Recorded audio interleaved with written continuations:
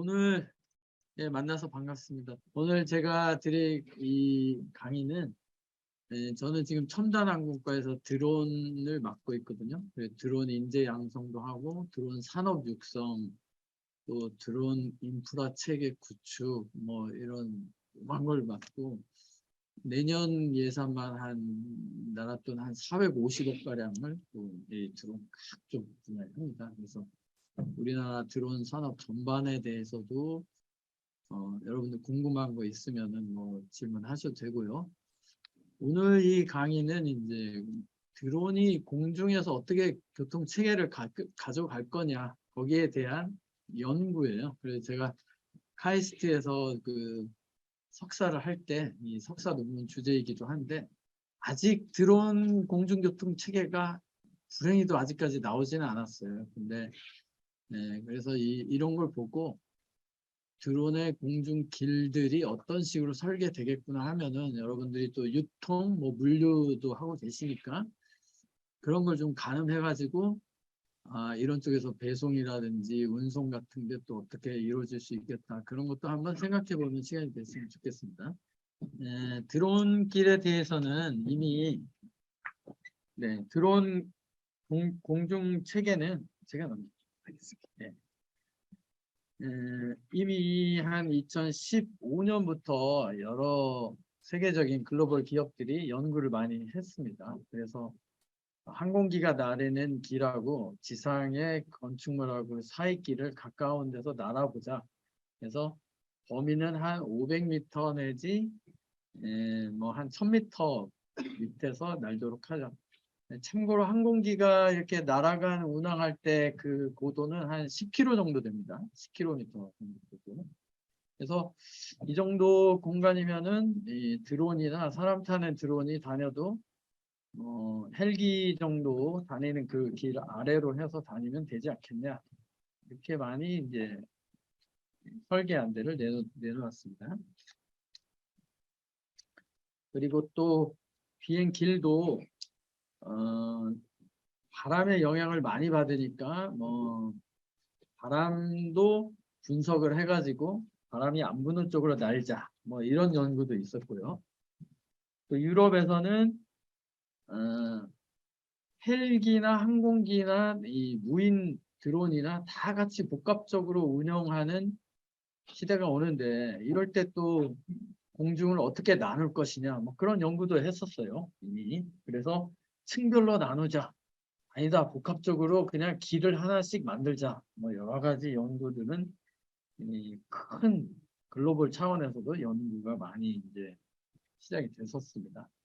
그래서 뭐 아까 같이 레이어 가지고 또 존으로 나눠서 또 튜브는 이렇게 일방향 길들로 설계를 하면은 뭐 이렇게 길이 나오지 않겠느냐 이렇거든요. 참고로 지금 항공기가 다니는 길은 공중에 고속도로 설계만큼 복잡하게 길이 다 설계가 돼 있습니다. 그래서 고고도, 중고도, 또 저고도에서 착륙로까지 또 그 밑에는 공역이라고 그래가지고 뭐 어디는 얼마 범위된 공역들이 다 분리되어 있어요. 그래서 길을 그런 공역들을 다 참조해가면서 길을 만드는 것도 굉장히 중요한 과제거든요. 그래서 길을 어떤 방식으로 할 거냐 이런 것도 많이 이제 연구를 많이 했었죠. 그래서 이제 그런 미래의 드론이 어떤 식으로 발전하고 어떤 공중교통 체계를 가져야 가장 적합하냐 이런 것들을 이제 제가 이제 카이스트에서 연구할 때는 미래학적인 관점에서 연구를 했어요. 미래학이라는 어떤 또 학문이 있거든요. 그래서 학문적인 틀에서 예측을 어떻게 할 거냐 그걸 나름 뭐 이렇게 감으로 하는 게 아니라 학문적인 틀로 연구를 했어요. 그래서 미래를 예측해보고 미래를 설계해서 국가 전략이나 전략을 한번 짜보자. 이제 이런 식의 연구를 한 결과입니다. 그래서 이제 그 미래학 중에 이제 크게 미래가 어떻게 변할까가 이제 네 가지 관점이 주로 있는데요. 이거는 이제 엘빈 토플러나 뭐 짐 데이터 교수들도 다 이렇게 고안해 낸 건데 미래가 성장할 것이다 라는 예측이 하나가 있고요. 또 미래가 붕괴될 것이다. 이런 예측이 크게 있습니다. 또 이게 성장하다가 다른 방향으로 이렇게 발전될 것이다. 이런 가정이 있고, 하나는 이거는 이제 완전히 새로운 국면을 접어들 것이다. 이 큰 틀을 웬만한 미래는 벗어나지 않는다는 게 이제 미래학적인 관점이에요. 그래서 이 드론이나 이런 것들은 미래적으로 여러분들은 어떻게 생각하십니까? 더 성장할 걸로 보세요? 아니면 잠깐 나왔다가 없어질 걸로 보세요? 대부분 다 지금은 성장할 걸로 보죠. 그리고 그래서 성장할 것이라는 예측을 가지고 가는데 이런 트랜스폼이라든지 이런 디스플레이라는 어떤 좀 제한된적으로 좀 변할 것이다. 이런 것도 가정해 볼 수는 있겠죠. 성장이라는 큰 틀에서. 그런데 이제 또 미래학적으로 우리나라에서 예전서부터 보신 분들도 있어요. 이정문 화백이라고 저 어렸을 때 뭐 소년중앙이라든지 어깨동무 잡지 봤을 때 거기 이런 만화 그림인데 이분이 한 40년 뭐 이런 전에 서기 2000년이 되면은 이럴 것이다 하고 예측을 한 게 너무 많이 잘 맞은 게 있어요. 여기 보면 태양광 전지를 이용하는 거, 또 전기 자동차, 또 TV, 그 집에서 TV 보면서 개별적으로 공부하는 것들, 뭐 이런 거, 워킹 벨트라고 해가지고 움직이는 도로 해가지고 지금으로 말하면 이제 공항 같은 데 가면 워킹 벨트 같은 거 있죠. 뭐 그런 거. 그래서 뭐 달나라도 가고. 이런 게 이제 거의 실현이 된 것들도 있고, 또 전화기도 이렇게 들고 다니면서 하는 거. 그런 거 거의 다 실현이 됐는데, 참 앞서가신 분이다. 근데 이제 이분이 자기 아버님이 일본에서 그 전기 수리공 같은 걸 하시다 보니까 이렇게 전기 전자 쪽에 한참 일본이 세계를 리드할 때 그런 걸 보다 보니까 자기도 그런 미래를 내다봤던 것 같아요. 그래서 이런 것도 미래를 내다보는 또 방법 중에 또 하나가 됩니다. 근데 이제 미래를 학문적으로 이렇게 딱 연구를 할 때는 방법론이 이제 몇 가지가 있어요. 일단 환경을 스캐닝 해야 되고, 또 트렌드를 조사해야 됩니다. 또 이미지라는 미래는 어차피 사람들이 이끌어가기 때문에 사람들 마음속에 미래에 대한 어떤 이미지를 가지고 있는지 그것도 조사를 해야 돼요. 그리고 사회, 기술, 경제, 인구, 정치, 환경, 자원이라는 이 아주 우리 사회에 중요한 7가지 분야들도 거기 안에서도 어떤 변화 요인이 있는지도 살펴봐야 되고, 그래서 이런 모든 걸 다 교차적으로 평가를 해봐야 됩니다. 그래서 이제 미래가 이제 도출되는 거죠. 그런 식으로 이제 이렇게 연구를 하고, 자, 이제 하나씩 하나씩 들여다봤어요. 우리가 무인 항공기 드론이라고 하는 그것들도 종류가 사실 되게 많거든요.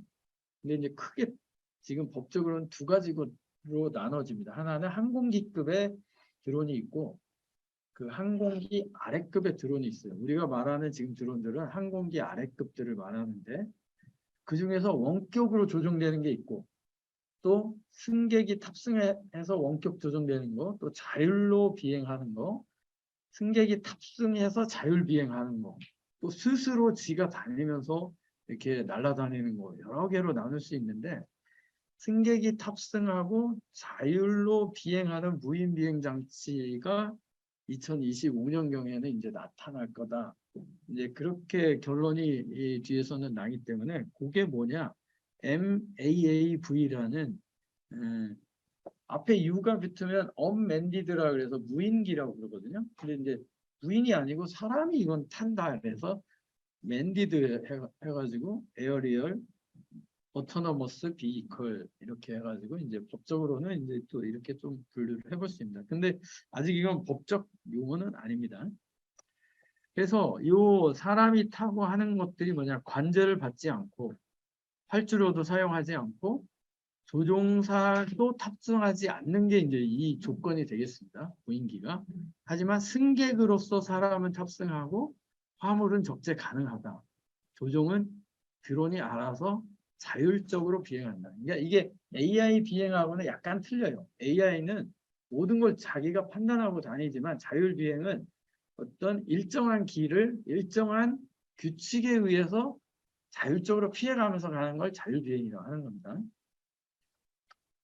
그래서 이제 그런 버무리가 처음에는 드론도 지금 원격으로 조정하잖아요. 지금 이런 단계에서 이제 자율비행으로 넘어가는 단계에 있는데 자동비행은 지금도 합니다. 많이. 근데 자율적인 어떤 조건 하에서 드론이 움직이냐는 지금 많이 연구가 되고 있고 이제 실험을 해봐야 되는 지금 단계입니다. 그래서 이 또 자율비행 단계를 넘어가면 정말 드론이 알아서 자기가 이제 다닐 수 있는 진짜 AI 그런 방식의 비행이 될 수 있는 거죠.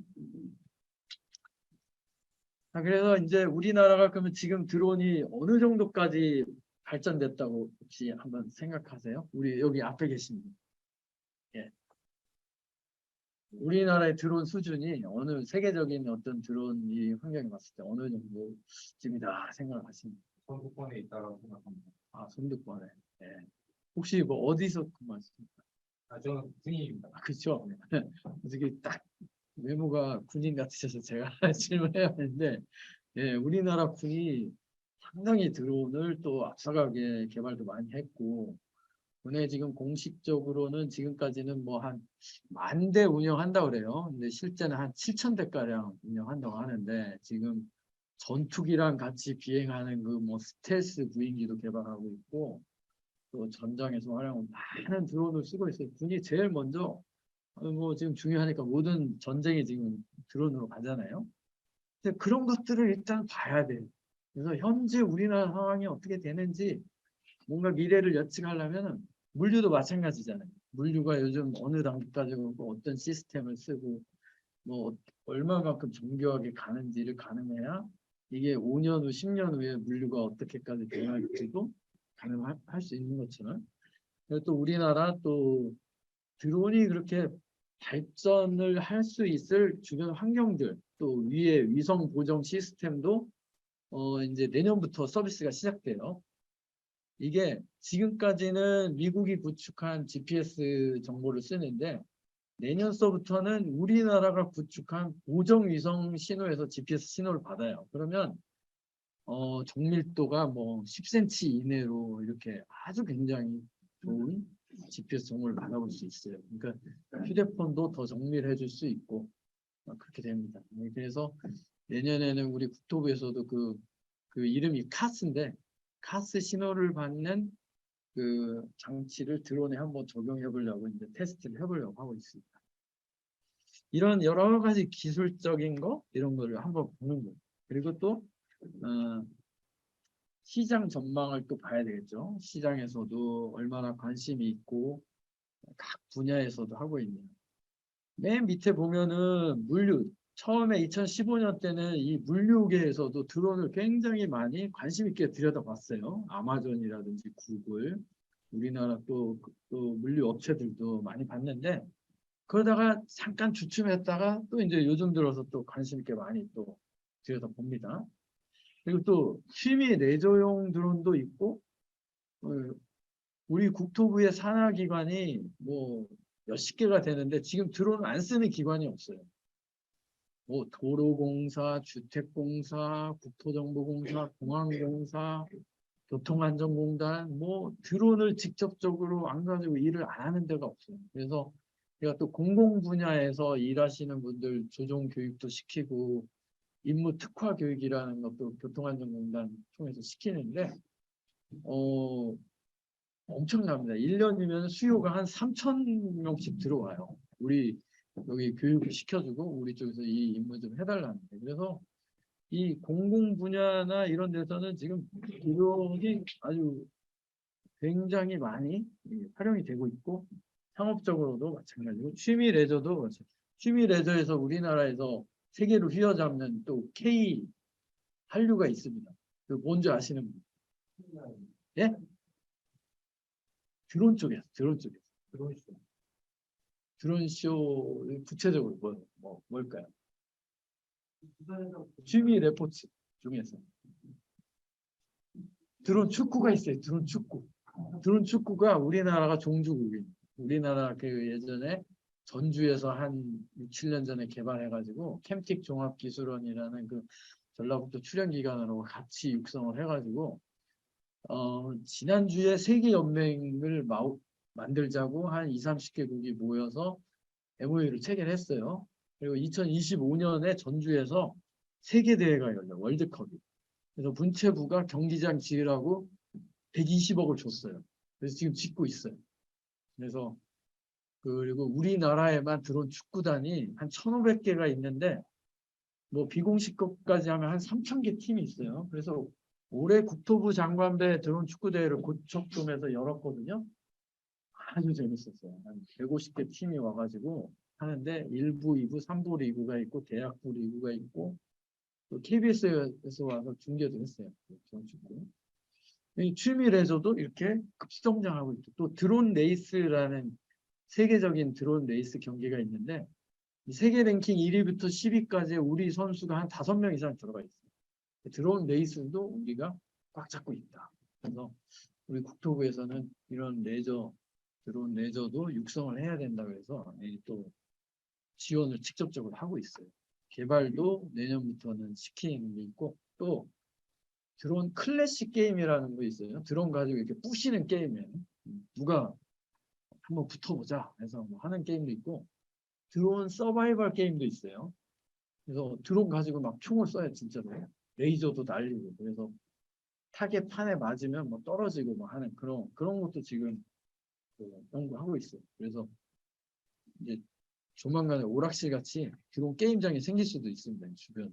그런 데도 이제 관심을 좀 많이 가져주시죠.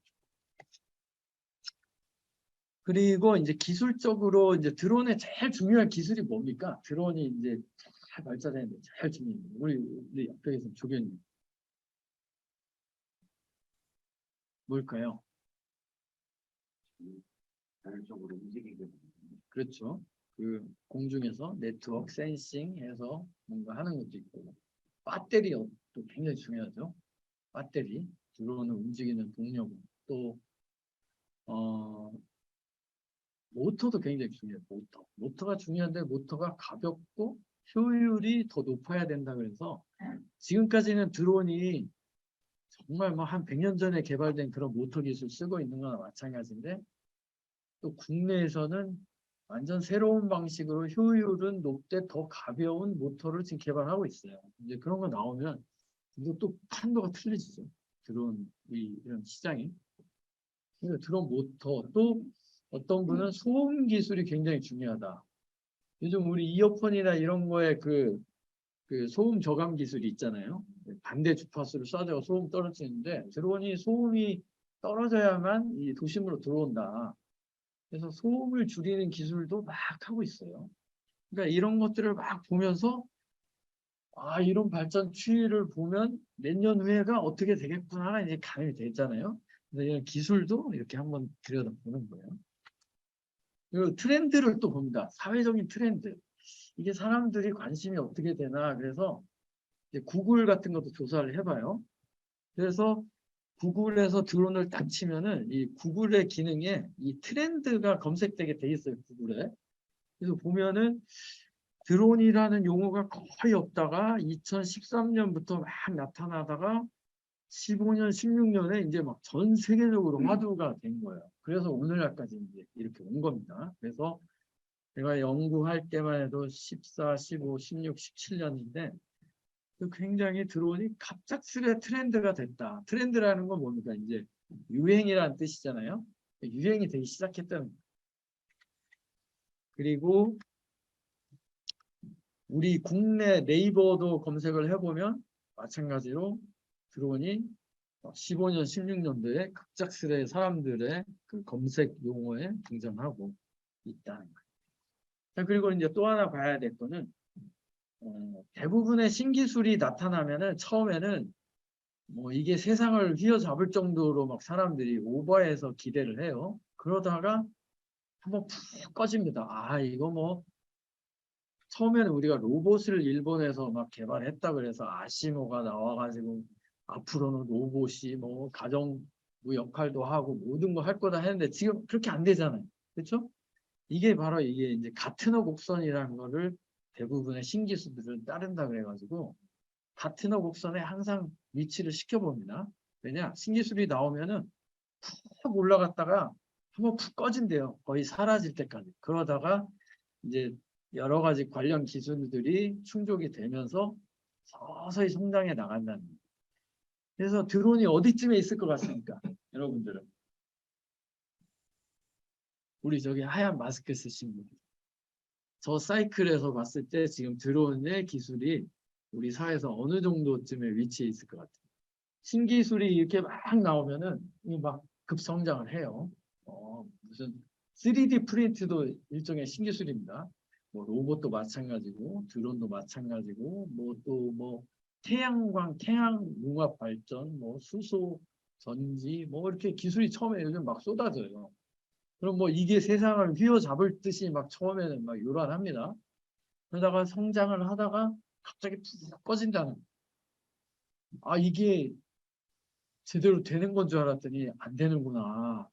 그래서 이게 수축되다가 이제 서서히 발전이 돼가면 이제 그때 가서 되는 거예요. 드론이 제가 조사할 때만 해도 여기 있어요. 여기 있죠. 여기 있죠. 그래서 지금 꼭대기를 갔는데 뭐 꼭 저렇게 되지는 않지만 약간 좀 소강 상태입니다. 그렇죠? 여러분들 보기에 몇 년 전하고는 많이 틀리잖아요. 자, 그럼 이 소강 상태 때 뭘 하냐? 그러니까 여러 가지 충족돼야 될 법 제도도 있고 기술도 있고 하지만 이제 그런 것들을 막 이제 모색을 해 나가는 단계예요. 그런데 드론은 완전히 사장될 것 같다. 아니면은 더 성장될 것 같다. 어떻습니까? 여러분들 생각. 그렇죠? 성장할 것 같죠? 그래서 이런 같은 곡선 사이클의 주기를 따라서 성장을 한다는 거예요. 대부분 신기술. 그래서 이런 분석도 한번 해보는 거죠. 또 이제 사람들의 마음속에 있는 이미지는 이 어떨까? 이 봤더니 100년 전에 이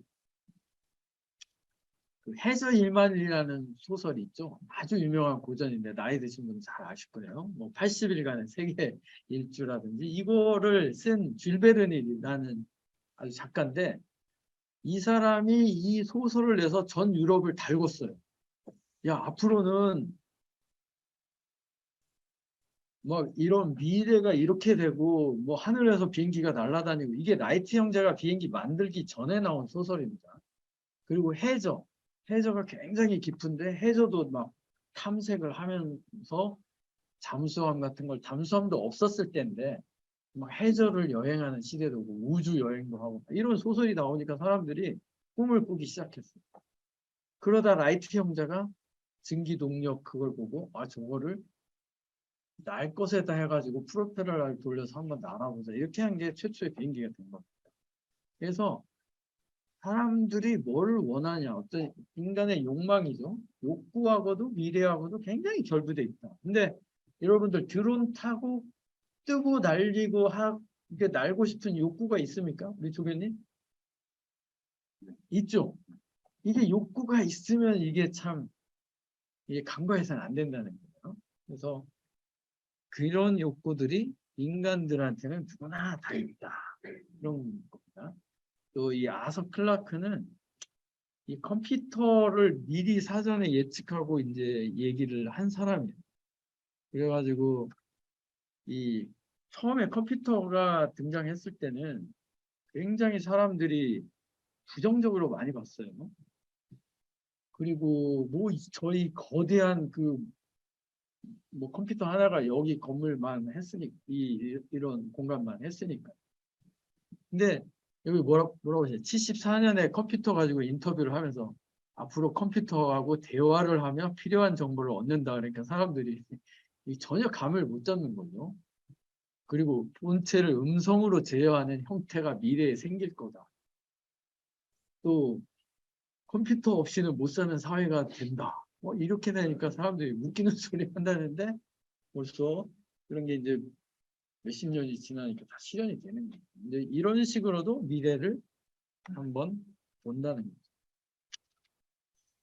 그래서 이 아서 클라크가 미래학에서 굉장히 많은 영향을 끼친 사람인데 중요한 말을 한 가지 했죠. 어떤 유명한 과학자가 어떤 것이 가능할 것이라고 주장하면 그것은 아마도 맞는 말일 것이다. 하지만 그가 어떤 것은 불가능하다고 주장한다면 그는 틀린다는 거예요. 그러니까 사람이 이렇게 하면 되지 않을까 하는 거는 언젠가는 다 실현이 될 수 있다는 얘기예요. 그래서 우리가 사람 타는 드론, 이게 실현 불가능하지가 않다. 이게 뭡니까? 이거 우리나라에 왔었어요. 저 위에 있는 저거는 볼로콥터라는 그 동그란 헬기인데, 재작년에 인천공항에서 와서 시연했고, 이 밑에 있는 건 여러분 많이 잘 아시죠? 이양.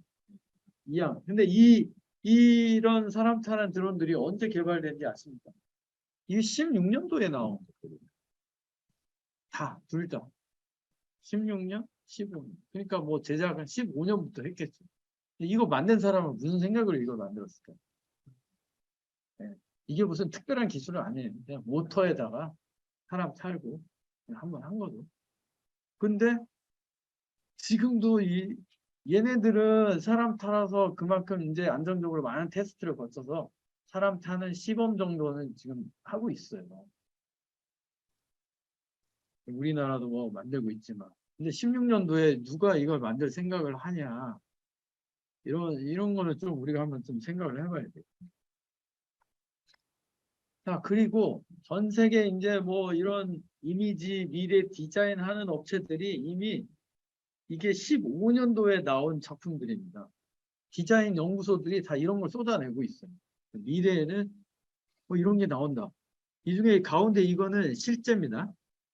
가운데 이 차같이 생긴 거 있죠? 이건 실제 나는 거예요.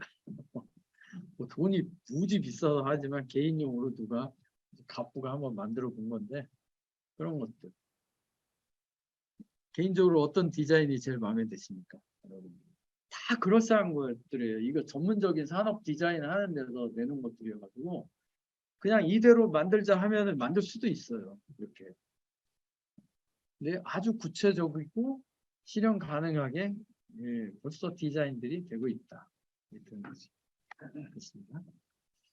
그리고 이제 우리가 또 10년 후에 우리나라가 어떻게 바뀌냐. 인구가 지금 올해서부터 줄기 시작했어요. 우리도. 그래서 우리나라가 급속도로 인구가 줄 수 있다. 이렇게 하는데 10년 후에는 진짜 이제 노인들만 남고 우리 베이비 부머라고 그러죠. 지금 여기 베이비 부머도 계실 수도 있는데 그때는 한 해에 한 100만 명씩 태어났어요.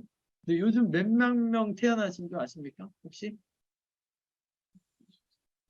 그렇죠. 20만 명, 30만 명 이래요. 그러니 그 100만 명이 태어났던 세대가 뭐 사시면서 자연적으로 돌아가시는 분 빼면은 지금 태어나는 인구하고 저런 형태가 된다는 거예요. 나이로 보면 이렇게 점점 위가 많고 새로 태어나는 애들은 적고 이렇게 되면 이게 10년 지나면 이게 그대로 올라가겠죠. 그래서 이게 굉장히 이게 큰 문제다 인구가. 또 노인들이 많아지면은 경제 활동을 많아지는데 옛날에는 노인들이 많아지면 노인들이 아무 일도 안 하고 살 거라고 예측을 했어요. 불과 한 10년 전만 해도. 근데 요즘 어떻습니까? 노인들이. 일 더 많이 한다고 통계가 나와 있어요. 우리나라가 좀 노인 복지가 잘 안 돼서 그런 것도 있지만 노인들이 굉장히 젊어지고 또 노인들도 어떤 꼭 돈을 버는 걸 떠나서 활동을 계속 하고 싶어 하고 그런 욕구들이 있어요. 그래서 노인들의 이동, 노인들이 그러니까 집에만 가만히 있지 않는다는 거예요. 노인이 근데 70 넘으면 운전하지 말라고 그러잖아요. 갑자기 그 뭐 졸도도 하고 하니까. 근데 이 노인들의 그럼 교통 이런 걸 어떻게 하느냐. 그런 거하고도 많이 이제 드론이 결부가 돼요. 그러니까 무인으로 다 날라다 주니까 그래서 지금 자율주행 차들이 인기잖아요. 저희 와이프도 운전을 못 하는데 자율주행차 나오면 자기가 제일 먼저 사겠다고 그래요. 그거 타고 그냥 아무든 이렇게 돌아다니겠다는 거지. 당신이 맨날 안 태워다 주니까. 근데 마찬가지로 우리도 이런 자율적인 드론이 나오면 노인들도 뭐 얼마든지 타고 돌아다니는 그런 것도 된다. 그리고 교통사고도 많이 줄고.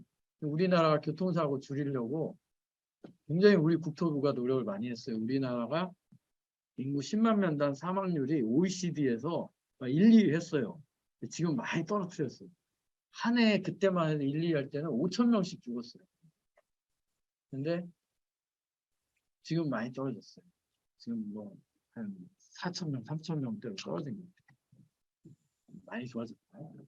사회 변화에서도 10년 후에 뭐가 우리가 변할 교통체증도 심화되고 사고도 증가하고 노인 경제활동 참여가 증가하고 자율주행차가 상용화되고 또 인공지능이 막 고도화되고 여기 보면 드론 택배가 현실이 된다. 기술적으로. 그리고 유인 드론도 등장하고 분류 비용이 이제 점점 증가해요. 이 말은 무슨 말일까요? 분류 비용이 증가한다. 여러분들 물류 쪽입니다. 이게 분류를 많이 활용한다는 말이에요. 이제는. 지금 우리 때는 집에서 무슨 뭐 잘 배달 잘 안 시켜 먹고 나가서 사오든가 근처에서 먹었잖아요. 요즘 애들은 집에서 다 시켜 먹잖아요. 있잖아요. 물류 비용이 많이 드는 거예요, 이제. 그만큼 물류를 많이 활용하는 시대가 됐어요. 아마 우리 지금 여러분들이 키우시는 애들이 커가면은 집에서 매일 휴대폰으로 다 시키려고 할 거예요. 그렇게 길이 들여왔기 때문에 어쩔 수 없습니다. 그거는. 그러면 이게 물류가 점점 많아지는 거예요. 우리 사회에. 물류를 많이 수용을 해야 되고 뭐 그런 걸 누가 합니까? 이제 드론들이 해야 돼요. 드론들이 정교해지고 정밀해지고 이제 그런 시대가 됩니다. 자, 그리고 이제 화석 에너지가 고갈돼가고 막 이런 것도 있잖아요. 그래서 사회가 같이 변하면 이제 이런 여러 가지 문제를 복합적으로 보면서 이제 어떤 방향으로 흐르는지도 한번 이렇게 이거는 뭐 굉장히 전문적인 건데 이런 것도 한번 들여다봅니다. 그리고 이제 드론과 이런 거 관련해서 보면은 결과적으로 서로 간에 영향을 주고받는 것도 있는 어떤 뭐 그런 분석을 통해서 결국은 사람 타는 자율 드론이 나타난다고 이제 인과관계적으로도 나올 수밖에 없다. 이렇게 이제 논문도 이제 됩니다. 그래서 뭐 교차 영향 분석도 하고 뭐 이런 거는 참고로 보시고요. 그래서 결국은 이제 여기서 그럼 미래 변화를 이끄는 핵심 동인은 뭐냐? 핵심 동인이 있을 거냐? 근데 거기 이런 연구를 통해서 나온 게 2차 전지의 기술 발전이 드론 발전을 이끈다. 이제 가장 중요한 요소로 나왔고 또 화석 에너지가 고갈되기 때문에 모터를 쓰는 전기 에너지를 쓰는 게 점점 심화될 거다. 지금 그렇죠? 자동차가 그래요. 자동차가 처음에 테슬라가 전기 자동차 만든다고 할 때만 해도 자동차 회사들이 다 웃었어요. 쟤네 한 3년이면 망할 거라 그랬어요. 우리는 전기차 죽어도 안 만든다고 그랬어요. 벤츠 이런 데들은. 근데 지금 어떻습니까? 다 전기차로 돌아갔어요. 다. 어? 자기네가 세계를 휘어잡는 자동차 글로벌 기업을 하는 애들 또 미래를 저렇게 내다봐요. 테슬라는 어떻게 됐습니까? 막 승승장구해서 테슬라는 전기 자동차가 우리의 목적이 아니라고 그래요. 걔는 우주, 뭐 우리가 상상도 못하는 막 뭐 지하 무슨 고속 터널 뭐 해가지고 튜브로 뭐 전 세계를 뭐 몇 시간 만에 도는 거 그런 거 만들겠다. 그 사람이 이상한 사람일 거예요. 우리가 그 사람을 욕하는 우리가 이상한 사람. 그런 거 한번 잘 생각해 봐야 돼요. 뭐 우주 개발 막 미친 듯이 하잖아요. 그 일론 머스크가요. 그런 것들이에요. 그리고 무선 또 충전 기술도 고도화되고 삶의 질이 향상되면은 우리나라가 삶의 질이 향상이 아주 급속도로 이루어진 나라여가지고 이 소비자들의 요구가 아주 까다롭고 한 나라 중에 하나예요. 그렇죠? 우리나라 가전이 왜 세계를 휘어잡게 됐냐는 분석도 우리 국민이 까다로워서 그랬다고들 해요. 가전 회사들이. 왜냐? 뭐 청소기 하나를 내놔도 여기에 만족을 못 한대요. 미국은 모델이 잘 안 바뀌어요. 냉장고도 가보시면 하얀 냉장고 아직도 그 미국이 하는데 우리나라는 좀 겉에다가 무늬도 붙이고 꽃무늬도 넣고 요즘은 돌도 붙이더라고요. 냉장고 앞에다. 그죠? 자기 맘대로. 미국 애들이 그거 보고 뭐 유럽 애들이 난리가 나는 거예요. 그 기능이 되게 많아요. 그리고 많이 검증이 됐어. 그래서 가전이 우리나라에서 그렇게 발전할 수밖에 없으니 세계에서 제일 팔립니다. TV도 잘 팔리고 세탁기, 냉장고, 건조기 아주 잘 팔립니다. 그래서 이런 게 삶의 질 향상 이렇게 되면은 아무리 못 사는 나라도 좋은 거 한번 쓰기 시작하면은 막 비싸도 사잖아요. 우리 옛날에 그랬거든요. 좋다고 미국 거, 일본 거 좋다고 많이 샀잖아요. 그래서 해외여행만 가면 뭐 사왔습니까? 코끼리 밥솥 뭐 이런 거 사왔잖아요. 지금 코끼리 밥솥 죽었어요. 지금 완전 뺏어가. 우리나라 기업들, 우리나라가 그 돌솥밥, 전기, 압력밥솥 만드는 통에 밥맛이 확 바뀌어가지고 우리나라 그 오면 사람들이 꼭 그거 많이 사간다. 그런 거 있어요. 그래서 또 드론에 또 정부가 그럼 또 어떻게 또 기술 개발하고 있냐 그런 것도 들여다봐야잖아요. 이게 15년, 16년도만 해도 이 자료인데도 지금 봐도 이거 하고 있어요. 지금 똑같아요. 육상에서는 뭐 합니까? 뭐 자율주행차를 만들기 위해서 로드맵 가고 쭉 가고 있고 항공에서도 드론, 사람 타는 드론을 내겠다고 로드맵을 해놓고 쭉 가고 있어요. 해양도 마찬가지예요. 해양도 무인 선박, 무인 비행선, 무인 잠수정 이렇게 가고 있습니다. 그래서 보니까 자 이런 걸 보고 사람이 타는 드론은 어떤 기술을 필요로 하니까 이런 기술이 언제쯤이면 충족되겠구나가 이제 2025년 경이면 이런 게 다 기술들이 올라오겠구나 예측을 하고 2025년이면은 시범적으로 그러면 사람 타는 드론이 나오겠다. 시범적으로 운행을 해보겠다 해서 이렇게 내놨는데 다행히 이제 뭐 제 논문이 많이 참고가 됐어요. 우리 국토부에서도. 그래서 2025년에 드론 택시를 내놓겠다고 정부도 그냥 발표를 한 겁니다. 시범적으로. 그래서 지금 우리가 그 로드맵대로 가고 있어요. 이런 바탕이 돼서요. 그래서 취미용 레저는 조금 이제 성장세가 점점 둔화되고 산업용과 공공용 드론이 이제 점점 커지고요. 또 기술이 이제 돼서 사람 타는 유인 드론이 2025년에는 나온다. 그래서 그럼 사람 타는 드론이 나온다고 그럴 때 뭘 준비해야 될까요? 제일 중요한 게 뭘까요? 예? 그렇죠. 안전적인 것 중에서 이제 구체적으로 한다면 뭐가 필요할까요? 아니, 그러니까 그런 드론이 기술적으로 해서 나온다고 했을 때 일단 국가 입장에서는 뭐를 준비를 해야 될까요? 먼저. 예? 그렇죠. 규제. 굉장히 중요하죠. 또 교수님 얘기하시는 안전관리, 여러 테스트, 검증, 인증, 뭐 그런 절차 또 필요하고. 자격 요건 그렇죠. 네. 교통체계 맞습니다. 뭐 이런 것들 다 필요한데 일단 교통체계 굉장히 중요하다. 그래서 이제 교통체계를 어떻게 할 건가가 이제 여기 딱 나왔죠. 교통체계. 교통체계. 자, 얘네들을 어떻게 어디서 띄워서 이 길을 만들어 주면서 어디다 정류장을 만들고 어디다는 뭐 대형 터미널을 만들고 어디는 소형으로 가고 또 어디는 어떻게 가고 또 이런 걸 해야 될까 이걸 준비를 해야 된다 그런 것들입니다. 그래서 이제 제가 또 전공이 또 항공교통 관제사입니다. 공중에서 비행기 관제를 하다 보니까 밑에서 어느 정도쯤에서 이 드론 택시가 다니면 되겠구나 해서 이제 그 길을 이제 대충 이렇게 설계를 한 200m 미만에서 지상에서 200m 미만에서 정도 다니면 되겠다 이제 이렇게 설계가 된 거예요. 그래서 지상에서는 최소한 50m 상공은 높이 날아야 된다. 그래서 그 중간에서 위에다가 고속도로를 만들고 밑에다가 이착륙장으로 왔다 갔다 하는 그런 길들을 만들면 되겠다. 그 정도로 이제 기본적인 설계를 할 수 있고요. 그래서 고속 통행로가 있고 주 비행 경로가 있고 이착륙 경로. 그러니까 고속 통행로는 공중에서 이제 간선도로처럼 쭉쭉 가는 거야. 먼 거리까지 아주 고속으로. 근데 중간에 있는 주 통행료는 뭐 교차도 해야 되고 방향도 꺾어야 되고 하니까 좀 복잡하지만 속도는 좀 낮아야 되겠죠.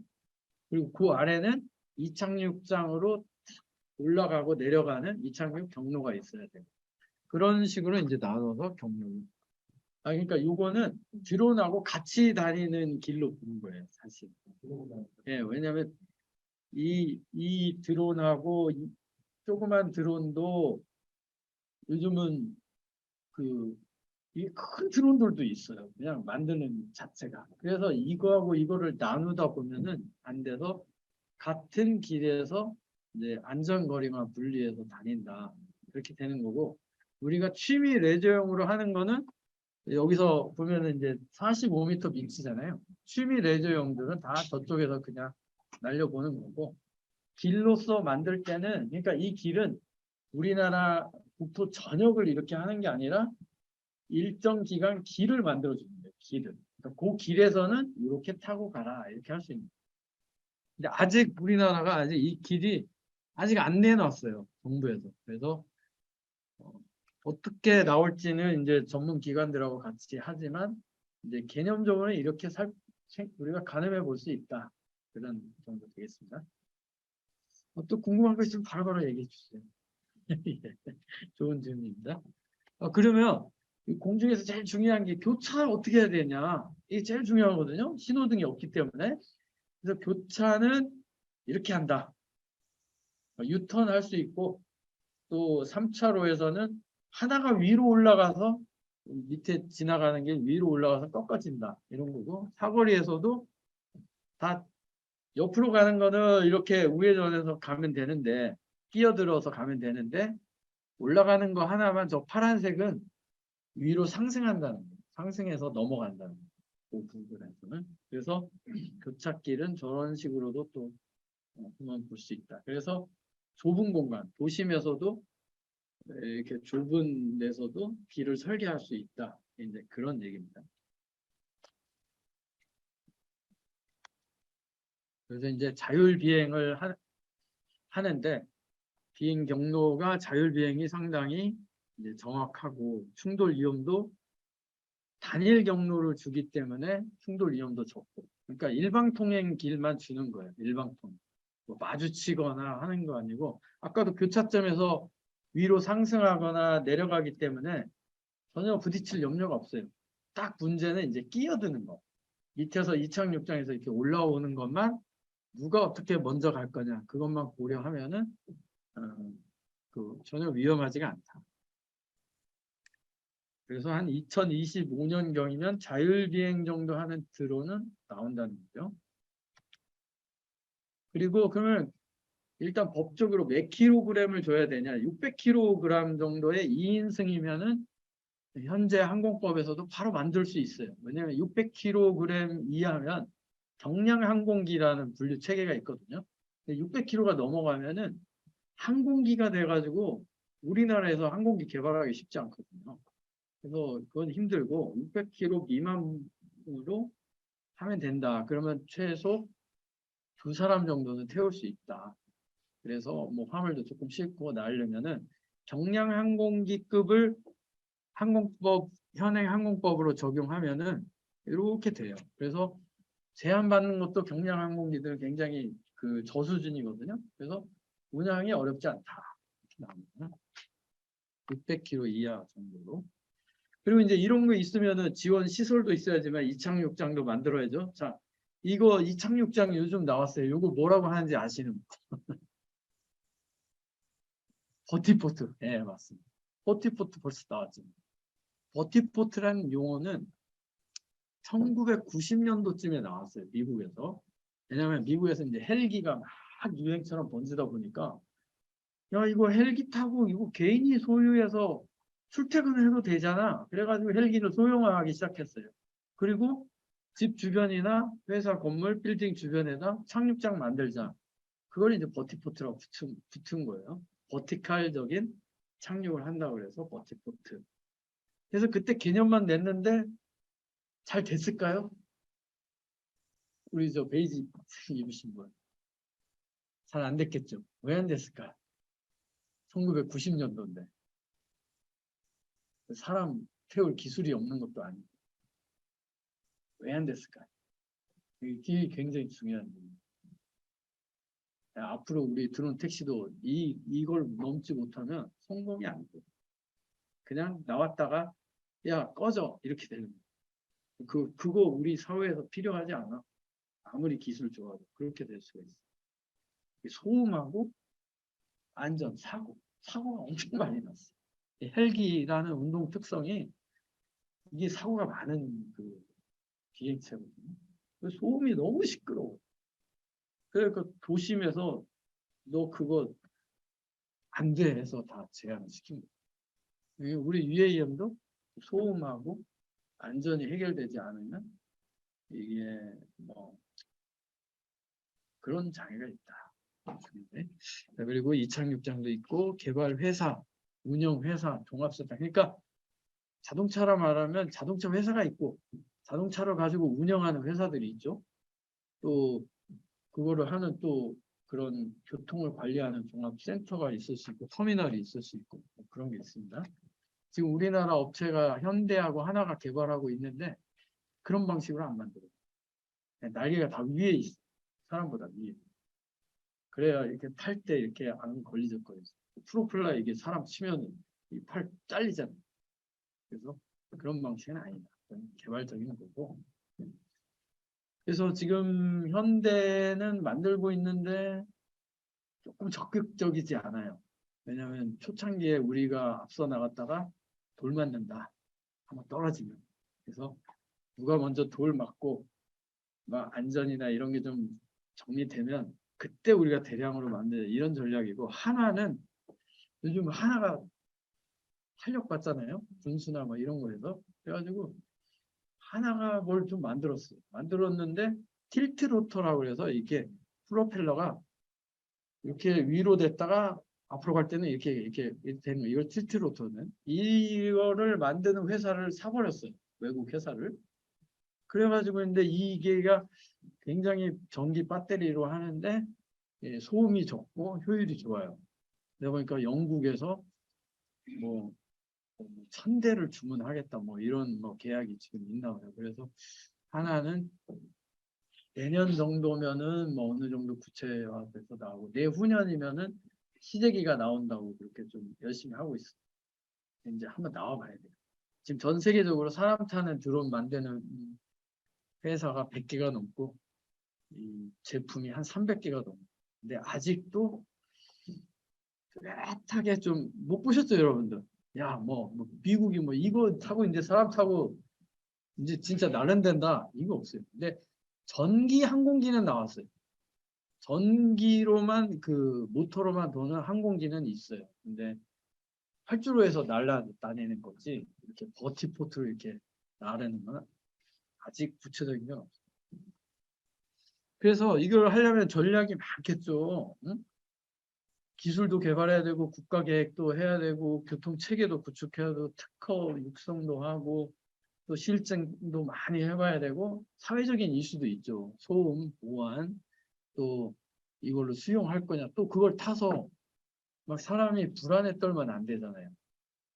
그리고 또 이게 닫혀진 공간에서 타는데 비행기에서는 이렇게 발작 일으키듯이 비행기보다 더 좁잖아요. 그럼 또 사람 심리가 어떻게 되는지 뭐 그런 연구들도 다 있어야 돼요. 사실 여러 분야의 연구.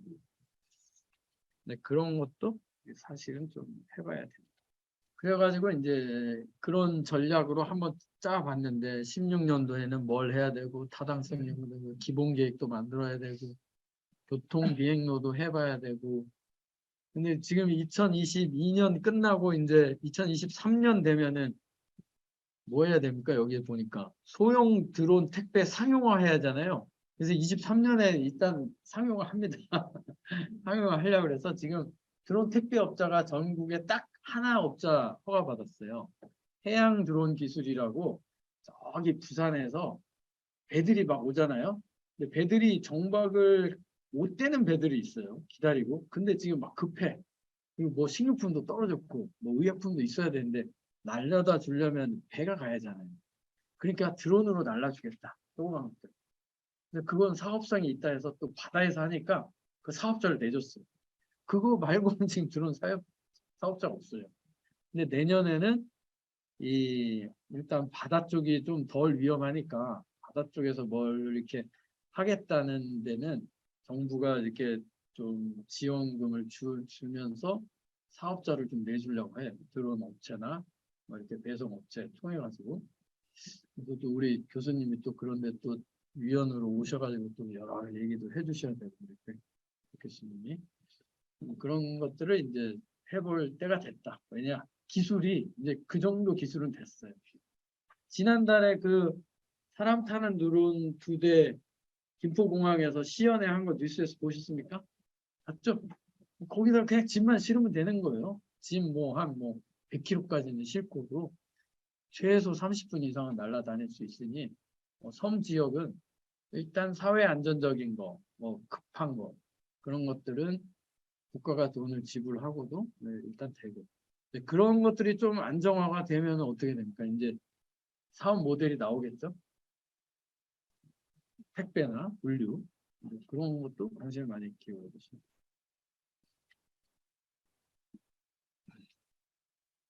자, 그래서 이제 여기까지가 제 강의인데 뭐 1시간 정도 했는데 여러분 뭐 질문 있으십니까?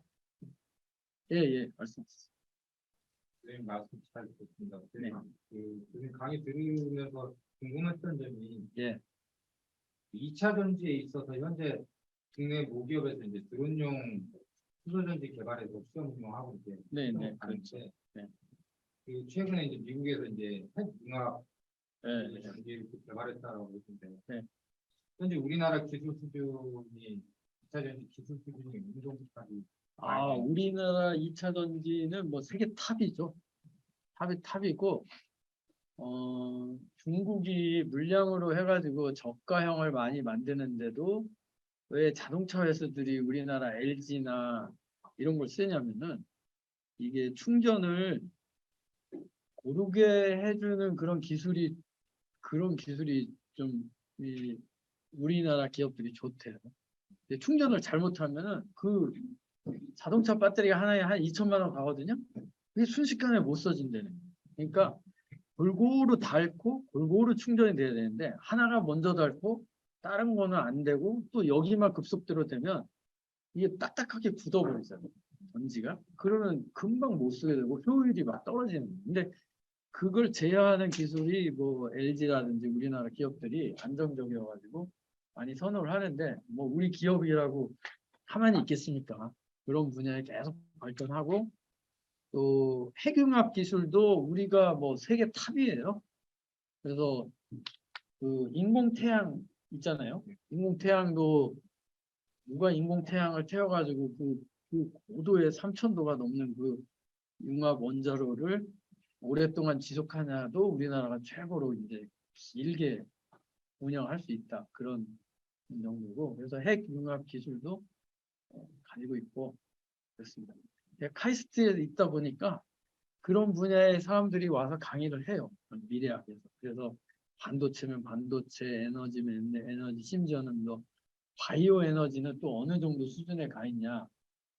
뭐 그런 강의를 많이 합니다. 근데 또 우리가 또 배터리 2차 전지에서 아주 중요한 기술 중에 하나가 무선 충전 기술이 세계 탑이에요. 무선 충전. 여러분 들어보셨습니까? 휴대폰에서는 많이 하죠. 근데 이게 휴대폰 무선 충전도 이렇게 붙여야 되잖아요. 근데 우리나라는 이걸 떨어뜨려도 충전되는 기술을 가지고 있어요. 그래서 얼마만큼 떨어뜨려도 이게 충전이 되냐. 그래가지고 이렇게 떨어뜨리는데 충전되는 버스를 카이스트에서 만들어가지고 카이스트 교내에서 그 돌아요. 그 버스가. 그 버스는 뭐 어디 이런 플러그 없어요. 그냥 다니면서 충전이 되는 거예요. 길바닥에 있는 그 전기에. 그래서 세종시에 BRT라는 그 공용 버스가 있거든요. 그 노선에 적용하기도 하고 하다가 이게 2012년, 13년도에 세계 무슨 10대 기술로 선정이 됐어요. 2년 연속. 그래가지고 그 보잉에서 비행기에 좀 적용을 해보자 해서 막 극비디에 컨택을 한 적이 있어요. 왜냐하면 비행기가 기름을 우리나라에서 미국 갈 때 한 500드럼 싣고 가요. 석유 기름을. 근데 대부분이 뜰 때 제일 연료가 많이 소모되거든요. 그래서 활주로 해서 뜰 때 무선 충전해서 다니면 좋지 않느냐. 그럼 기름도 많이 안 쓰고. 그래서 그거 연구하자 그래서 연구를 했는지는 모르겠어요. 워낙 극비리에. 근데 그런 기술도 우리가 가지고 있다. 그러면 이런 게 나중에 이제 드론으로 오면은 아주 좋겠죠. 충전도 쉽고. 배터리 중요합니다. 그때는. 큰더 궁금한 게 있는데 말씀드린 이제 제가 관심 가는 분야예요. 네. 비행기든 헬기 등은 지정된 항로가 있어서 충돌이나 그런 것들을 네. 단제를 함에 있어서 이 충돌 회피 등을 할 수 있는데 네. 지금 말씀해주신 드론의 그 동력 그 비행 항로를 보다 보면 네. 이게 일종의 수도권만 하는 게 아니라 이제 지방에도 하고 할 건데 그렇게 되면 이제 같은 부류의 헬리콥터 같은 것들과 충돌이 일어나지 않을까 그렇죠. 그런 것들을 어떻게 회피할 수 있는 방법을 생각하셔. 아, 그거 아주 중요한 겁니다. 그래서 이제 이게 굉장히 중요한 관점인데 미국은 드론기를 처음에 여기서도 보여줬지만 어떻게 설계를 했냐면 미국은 땅이 넓잖아요. 그리고 우리 같이 이렇게 수직적으로 살지를 않잖아요. 그냥 평면적으로 살잖아요. 자기 집도 딱 구역이 있고. 그러니까 길을 굳이 만들지 말고 드론이 뜨기 전에 자기가 길을 찾아서 가자. 이런 방식으로 지금도 연구하고 있어요. 미국. 우리나라 그렇게 하면 되겠습니까? 안 되죠. 워낙 땅이 좁고 헬기도 피해야 되고 군사 보안 시설 또 사유지들 다 피해야 돼요. 또 소음 나니까 인구 밀집적 피하다 보면 자유스럽게 드론이 찾아갈 길이 나오질 않아요. 그래서 아까 단일 방향 튜브형의 국가 지정 경로를 사전에 다 협의를 해서 주겠다는 거예요. 그러니까 헬기 업체도 문제 없도록. 네, 그런 데가 1차적으로 가면은 이제 도서나 산간 지역 외곽으로 먼저 만들겠죠. 그러면서 이제 혈관 뻗어나가듯이 하나 둘씩 연결해서 더 이제 이어나가는 형태가 되겠죠. 조금 운영해 보니까 여기 괜찮다. 좀 더 연결하자. 아 근데 여기는 위험해. 그럼 거기는 없애고 또 다른 데로 돌아가고. 그렇게 해서 차츰차츰 되겠죠. 우리 도로가 생기듯이. 처음부터 한 방에 설계는 안 돼요. 외곽부터 다 하고 점점 도심으로 들어오겠죠. 교수님 그거가 그 덧붙여서 네. 25년에 이제 상용화되는 UAM이 네. 과연 조종사 없이 할 수 있을까? 아, 지금 25년은 사람이 조종하는 UAM 내놓겠다는 거예요. 사람이 조종하는. 네, 그러니까 진정한 형태의 이건 아닙니다. 근데 사람이 조종하지 않는 드론도 시범적으로 나올 수 있어요. 왜냐하면 지금 전 세계에서 모든 나라들이 달라붙어서 그거 하고 있기 때문에 어려운 기술은 아니에요. 근데 항공기를 왜 못 내놓냐? 항공기가 자동차는 땅을 중력으로 디디고 있기 때문에 잘 엎어지지 않잖아요. 근데 비행기는 조금 잘못 만들어지면 엎어져 버려요. 배가 엎어지면 어떻게 됩니까? 큰 문제잖아요. 그 엎어지지 않는 기술이 굉장히 중요한데 공중에서 바람이나 여러 가지 영향에서 엎어지지 않게 하는 그 테스트가 쉽지 않아요. 그래서 만드는 게 쉽지 않습니다. 빠른 속도로 갈 때는 안 엎어지는데 저속으로 갈 때 바람이 불었을 때 엎어지면 다 죽잖아요. 그래서 잘 안 나오는 거예요. 예, 예. 보통의 드론공과들은 기술적으로 한국 공학적으로 접근을 하잖아요. 네. 근데 만약에 이제 다른 상황이 진행을 해서 진행하면 예. 북쪽에 있다는 있을 때 네. 어떤 상황과 좀 잘 매치될 수 있다고 생각하세요? 아, 그거 좋은 점입니다. 뭐 저는 모든 학문하고 관련이 있다고 보는데 특히 이제 제일 중요한 게 이렇게 유통, 물류 제일 중요해요. 이제 드론이 군사적이나 사업 공공 분야는 뭐 다양하게 쓸 수 있지만 민간에서 제일 먼저 적용되는 게 이 물류, 택배 그런 거거든요. 운송. 그래서 그런 게 제일 중요하고 또 한 가지 이제 다른 쪽하고 본다면 이제 엔터테인먼트가 일단은 먼저가 될 거예요. 그러니까 이 사람이 타가지고 하는 데가 먼저 저는 이게 교통비를 줄이는데 투입돼서는 일단은 처음에는 수지타산이 안 나올 거예요. 근데 하는데 엔터테인먼트 쪽으로 활용이 되면 그거는 또 상황이 틀립니다. 그러니까 예를 들자면 관광용으로 쓴다든지 이 드론을 아주 멋있는 한라산 전경이 있는데 자기는 다리 장애가 되고 다리가 아파서 못 올라가. 근데 한라산을 보고 싶어. 그러면 이거 타고 한 바퀴 도는 거예요.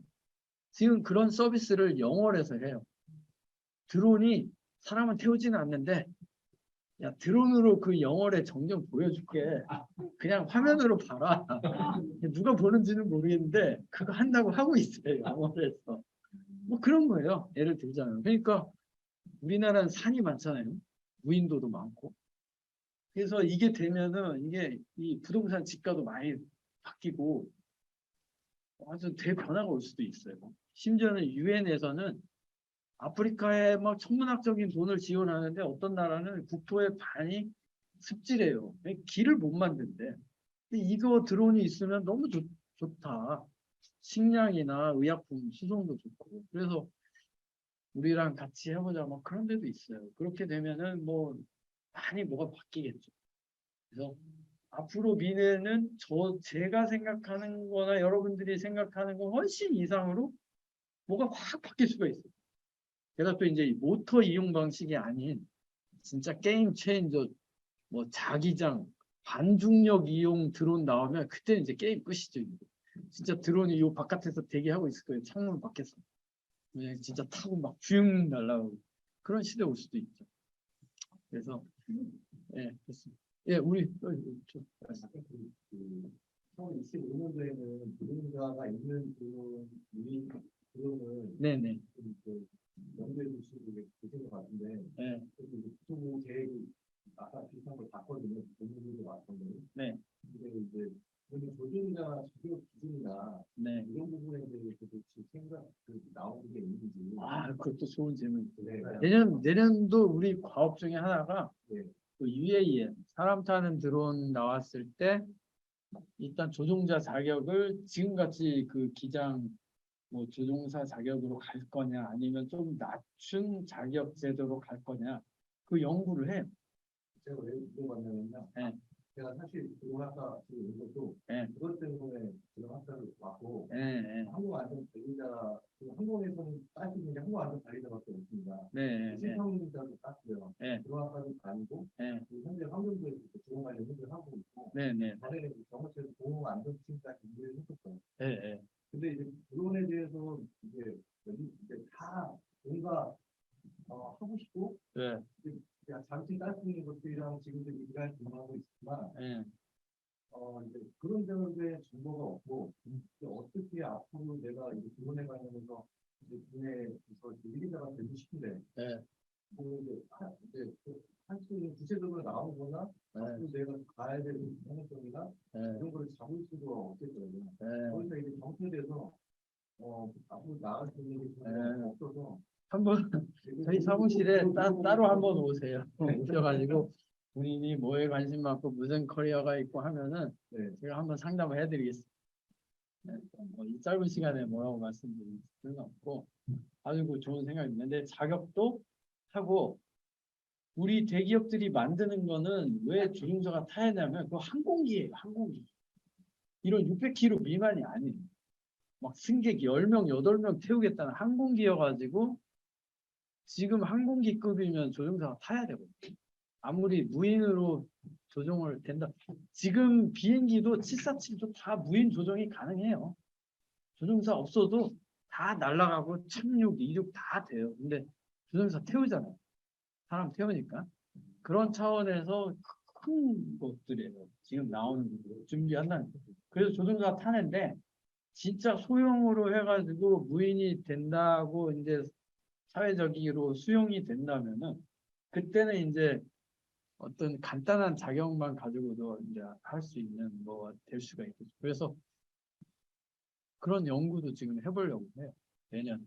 아까 첫 번째 시간에도 네, 말씀하셨지만, 네, 뭐 헬리콥터랑 네. 로켓이랑 네, 비행하는 원리나 네, 조종하는 원리나 네, 뭐 이런 것들이 뭐 완전히 별개거든요. 네. 같을 수가 없거든요. 그렇죠. 그래서 이제 거기에 대해서 굉장히 많이 공부를 했고, 어쨌든 제가 봐서는 30년까지는 나온다 하더라도 조종사가 있어야 될 것 같아요.